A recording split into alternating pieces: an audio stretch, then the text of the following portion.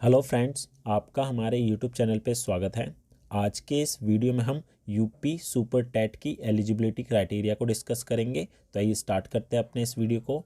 तो सबसे पहले हम ये देखते हैं कि जो यूपी सुपर टेट होता है उसमें हम टीचर किस लेवल के बनते हैं। तो इसमें जो टीचर बनते हैं वो प्राइमरी लेवल के होते हैं, ठीक है, जो कि कक्षा 1 से 5वीं तक को पढ़ाते हैं। तो अब देखते हैं इसकी जो शैक्षिक योग्यता है, एजुकेशन क्वालिफिकेशन क्या मांगते हैं। तो इसमें पहला देखते हैं, आपको कम से कम 50% अंकों के साथ 12वीं कक्षा उत्तीर्ण होना चाहिए और प्रारंभिक शिक्षा में 2 साल का डिप्लोमा या डीएलएड उत्तीर्ण होना चाहिए, ठीक है। अब यहाँ पर जो आपकी 12वीं में कम से कम 50% अंक तो होने ही चाहिए और उसके साथ साथ आपके पास 2 साल का जो डिप्लोमा होता है वो भी होना चाहिए।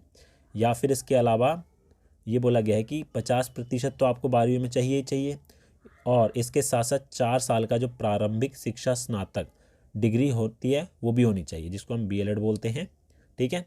और इसके अलावा बोला है आपको कम से कम 50% अंकों के साथ 12वीं कक्षा उत्तीर्ण होना चाहिए और विशेष शिक्षा में 2 साल के डिप्लोमा के अंतिम वर्ष में भी उत्तीर्ण होना चाहिए।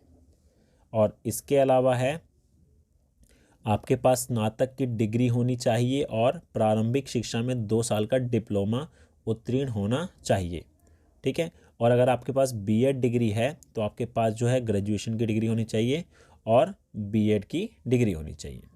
तो आगे देखते हैं। अब देखते हैं कि इसमें जो एज क्राइटेरिया है वो क्या मांगी जाती है। तो इसमें जो एज लिमिट होती है यूपी सुपर टेट के अंदर वो क्या होती है, वो होती है कम से कम आपकी 21 वर्ष हो और मैक्सिमम जो है एज वो 40 वर्ष होती है, ठीक है। इसमें सभी कैटेगरी के लिए है और इसके अलावा कुछ छूट भी दी गई है, वो देख लेते हैं। तो यहाँ पर जो है जो छूट दी गई है पहले वो देख लेते हैं कि एज में किस किस को कितनी छूट दी जा रही है। तो अगर यहाँ पर बोला गया है कि आप अनुसूचित जाति और अनुसूचित जनजाति एवं अन्य पिछड़ा वर्ग से हैं, ठीक है, तो यहाँ पर आपको 5 वर्ष की जो है आयु में छूट दी जाएगी। लेकिन जो SC ST हैं, SC ST या OBC, ठीक है, ये कहाँ के होने चाहिए, यूपी के ही मूल निवासी होने चाहिए। तो यहाँ पर लिखा है यूपी सुपर टेट के लिए आयु सीमा में छूट केवल उन उम्मीदवारों को दी जाएगी जो उत्तर प्रदेश के मूल निवासी है। तो आपके पास यूपी का डोमिसाइल होना चाहिए। और अन्य के लिए क्या बोला है, अन्य पिछड़ा वर्ग OBC के लिए जो है 3 वर्ष का है छूट और लोक निर्माण विभाग के लिए 10 वर्ष का है। तो अब आगे देखते हैं।